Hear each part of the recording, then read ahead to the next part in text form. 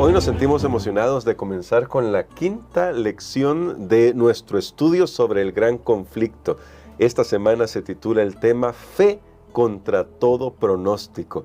Y vamos a descubrir realmente que la fe en realidad se ve justamente cuando está contra todo pronóstico, que es lo que vamos a ver en varios reformadores. Así que agradecemos que está nuestro pastor Dani Perla junto a nosotros para poder compartir las lecciones de esta semana, y vamos a orar pidiendo al Señor que nos dé sabiduría para aprovechar cada cosa que vamos a aprender durante estos días. Querido Padre, gracias te damos por tu palabra, porque tú nos ayudas a vivir de la mejor manera cuando buscamos tu dirección en tu palabra. Gracias por eso. Por favor, danos la sabiduría, el Espíritu Santo que necesitamos, en el nombre de Cristo Jesús. Amén. Amén.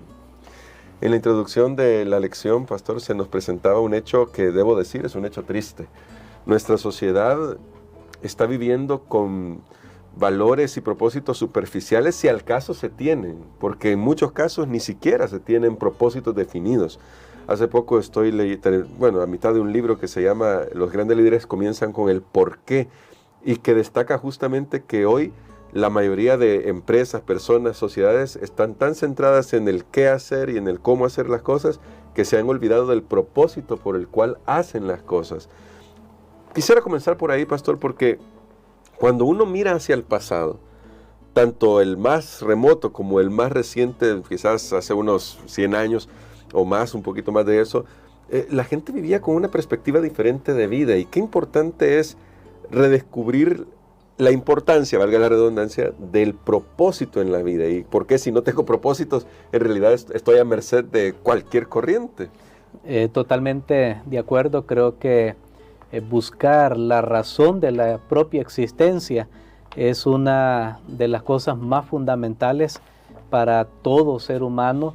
Y hay un dicho, yo creo que es bastante antiguo, que dice: si no tienes una razón para vivir, no tienes una razón para morir. Y nosotros encontramos ya en la lección, a la altura que vamos, que estos hombres a quienes llamamos reformadores, son personas que encontraron la razón de su existencia y estuvieron dispuestos a dar su propia vida. Creo que nosotros tenemos que pensar que todo existe con un propósito. Todo lo que el ser humano hace tiene un propósito. Pues si nosotros fuimos hechos, porque no nos hizo otro ser humano, no es que alguien se puso, bueno, hoy le voy a poner la nariz, hoy le voy a poner el ojo aquí al bebé. No, esa es una obra de Dios. Ahora bien, Dios debe tener un propósito en todo lo que hace.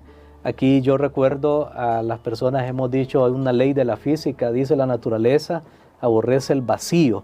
No hay cosas sin sentido, vacías, mucho menos que Dios haga algo simplemente por hacerlo. Claro. Todo obedece a un propósito definido, y es nuestro deber, nuestro privilegio poder encontrar ese propósito. Yo creo que esta semana vamos a descubrir un poco más, hermano Gerson, cuál es ese propósito final por el cual Dios tiene a cada persona.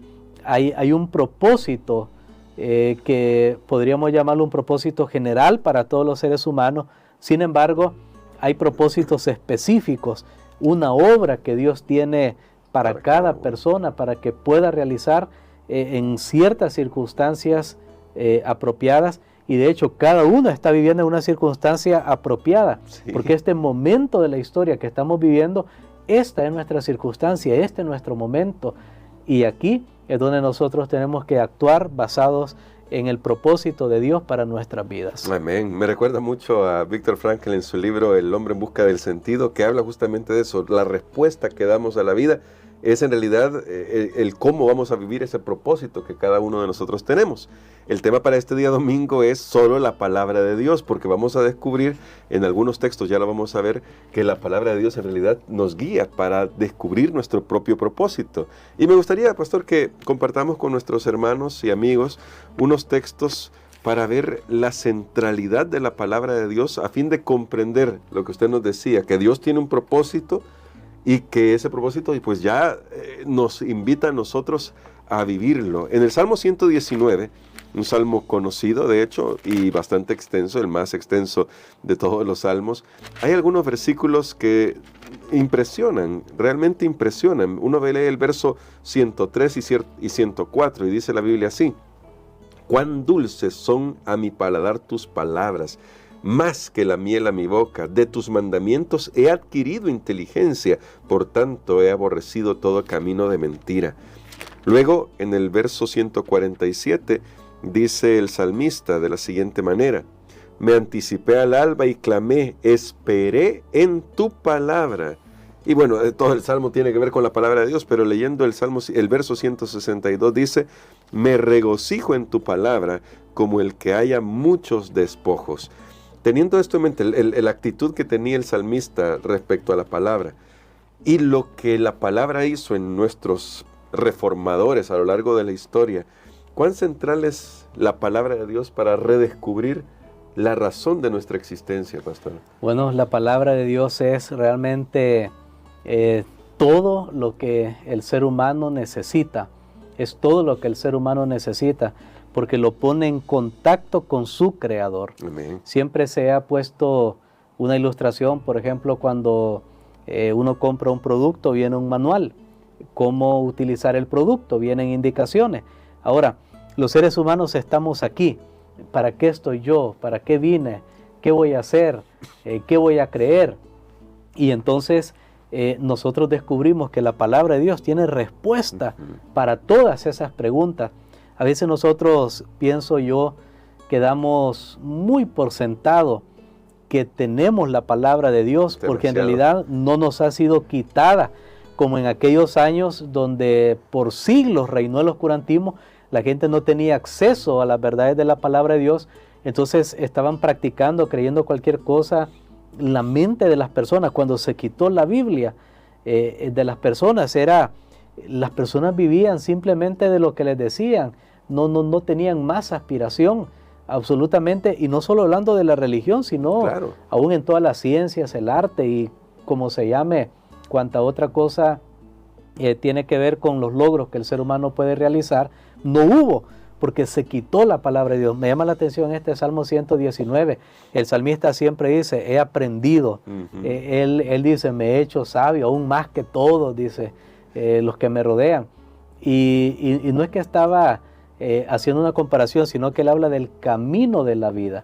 Realmente los reformadores fueron personas que para ellos la palabra de Dios fue como lluvia en la sequía, sí, fue como un oasis en el desierto donde había tanta ignorancia, pues cuando aquí hablamos de oscuridad nos referimos a eso, a la ignorancia.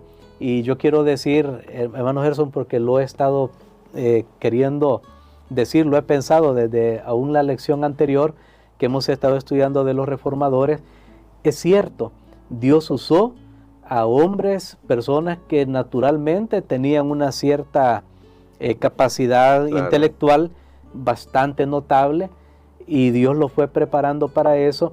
Y yo quiero dar aquí un consejo: si alguien Dios le ha dado inteligencia, capacidad de comprender pensamientos abstractos, concretos, hacer relación de las cosas, lógica, razonar, estudia la palabra de Dios. Amén. Es para usted, porque muchas veces en tiempos pasados se ha querido pensar, bueno, la iglesia, el cristianismo es para gente que no estudia mucho. No, es para usted. Si usted es una persona intelectual, académico, yo le invito, estudie la palabra de Dios, va a potenciar su capacidad y sobre todo va a cumplir el propósito de Dios para su vida, como cumplió con estos hombres, de iluminar el camino de otras personas. A su vez, la palabra de Dios es para todos. Amén, no estoy diciendo que solo es para ese tipo de personas. La palabra de Dios es para todos, y cuando es creída, obedecida en fe, siempre produce un resultado. Los grandes reformadores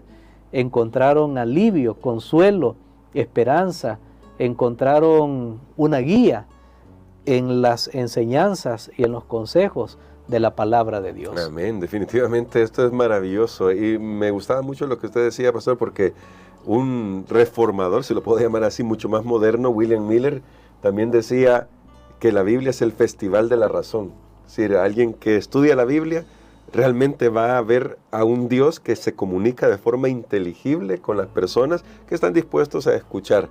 Y ahora, pastor, pero eso fue un poco más reciente en la historia, seguramente lo vamos a tocar en estas lecciones, pero volviendo un poco a esos momentos en los que hasta era, y puede sonar fuerte esta palabra, pero hasta era herejía querer compartir la palabra de Dios en el idioma de las personas, surgió un personaje del que ya hablamos en estos días pasados, Juan Wycliffe, y la pregunta aquí es, ¿qué apasionaba a Wycliffe de tal manera que estuviera dispuesto a enfrentar esas acusaciones de herejía, esas persecuciones que sufrió con tal de que su pueblo, el pueblo inglés, tuviera la palabra de Dios? ¿Qué apasionaba a Wycliffe? Bueno, Juan Wycliffe había experimentado lo que experimentó el profeta Jeremías. Él saboreó la palabra de Dios, porque recordemos que no en vano la palabra de Dios se presenta como un pan, sí, se presenta como un alimento. Jesús lo dijo, yo soy el pan de vida. Luego dice, las palabras que os he hablado son espíritu y son vida. Entonces, Wycliffe saboreó la palabra de Dios para su propia alma, refrescó su alma, y él cumplió con lo que debe ser el efecto de la palabra de Dios, que si me hace bien a mí, no solo es para mí, no solo me debo quedar yo, ay, qué bonita la Biblia, qué bonita esta enseñanza, gloria a Dios, y ya me quedé con ello. Wycliffe compartió, él quería que todas las personas supieran, él dijo, bueno, si esto me está haciendo bien a mí, poniéndolo pues en nuestros términos, claro, como hablamos nosotros ahora, él deseó que el pueblo, quien tenía alejado, no habían Biblias en circulación, no había en los cultos, las misas eran en idiomas que el pueblo no conocía, no manejaba. Entonces definitivamente la gente no podía saborear esto. Entonces Wycliffe, él deseó que su pueblo tuviera el conocimiento de la palabra de Dios, llegara hasta otras generaciones, y por eso fue que él se dedicó a traducir grandes porciones de la palabra de Dios. Oye, qué maravilloso esto, porque al final se cumple lo que la misma Biblia nos dice en Romanos capítulo 15, que la palabra de Dios trae consolación. Y pastor, para terminar nuestra reflexión de hoy, quisiera preguntarle, tal vez alguien puede, como usted lo decía bien, damos muy por sentado en la Biblia y tal vez por eso todavía no hemos aprovechado el poder que ella tiene en nuestra vida. Entonces, tal vez alguien pueda decir, yo tengo mi Biblia, pero tal vez no he sentido esa pasión ni he sentido eso. ¿Qué podemos hacer para aprender a experimentar la consolación que trae la Escritura y que la Biblia se convierta en algo vivo en nuestra propia experiencia espiritual? Creo que es una muy buena pregunta, porque nos puede pasar a todos, aún aquellos que enseñamos la palabra de Dios. Si no nos cuidamos, puede llegar a ser también algo automático, y no sentir ese sabor, esa devoción. Bueno, voy a decir varias cositas aquí, pero voy a decir primero tal vez las positivas. Para sacar provecho del estudio de la palabra de Dios, en primer lugar, conscientemente planifique un tiempo, sí, planifique un momento en el día que usted va a estudiar la palabra de Dios, un lugar, porque somos seres de hábito, y ya la mente se va a acostumbrar, bueno, yo me levanto, voy aquí, o esa esquina de la casa, para poner un ejemplo, del cuarto, o esa silla, tenga un lugar. Yo tuve la oportunidad, usted mencionó a Guillermo Miller, sí, o William Miller, como es el nombre de él, y él tenía, ahí todavía está la casa de él, pues remodelada y todo eso, pero aún sobrevive, y ahí estaba la silla y la mesa, y tiene una Biblia, una réplica de la que se cree que él usaba, donde en su cuarto él tenía ese lugar para estudiar la palabra de Dios. Entonces hay que tener un lugar, porque no, hoy leo aquí, mañana allá, mañana en otro lado, no se cree el hábito. Entonces cuando uno hace eso, uno le está dando a la mente una señal, y también está haciendo el propósito de hacerlo. Entonces eso es bien importante, que no sea por por obligación, porque bueno, tengo que cumplir como una cuota, hoy tengo que leer este capítulo, Sí, hoy tengo que leer estos versículos, porque así, o tengo que estudiar la lección, si no me van a preguntar el sábado, y qué pena que no dé una respuesta. Si vamos con esa actitud, realmente no vamos a lograr sacar el provecho que tiene la palabra de Dios. Entonces yo le daría esos consejos. Muy conscientemente planifique su estudio de la palabra de Dios. Luego, así como tenemos una lección que es una guía, puede buscar libros complementarios. Nosotros tenemos una riqueza en lo que llamamos los libros escritos por Ellen White, y esos dan bastante luz. Y yo estoy estudiando, por ejemplo, Génesis y la historia de los patriarcas. Ahí está un libro, Patriarca y Profeta, y entonces me da detalles adicionales que me ayudan a comprender aún más lo que estoy estudiando en la palabra de Dios. Comentarios de la Biblia, y bueno, a medida una persona va estudiando más, puede ir utilizando herramientas que van a ser mucho más útiles. Ahora tenemos una ventaja, hermano Gerson, con el internet. Realmente alguien puede tener traducciones diferentes, transliteraciones, que aunque es una transliteración, lo ideal es ir mejor al texto original, o en el idioma original por lo menos, y entonces ahí ver las palabras. Pues claro, eso ya va a ser un estudio más avanzado, pero ahora creo que antes se hacía incluso eso. Por ejemplo, la famosa Biblia de Strong, que le llaman, bueno, porque ese es el apellido del autor, y había una manera de dar seguimiento. Bueno, esta palabra aquí me aparece ya, un estudio un poco más avanzado de la Biblia, pero no importa en qué etapa esté, lo importante es que usted sea consciente y lo haga con oración. Amén, sí, definitivamente sí, porque vamos a descubrir en la semana que al final necesitamos depender del Espíritu Santo para conocer la verdad de Dios de la Escritura. Por eso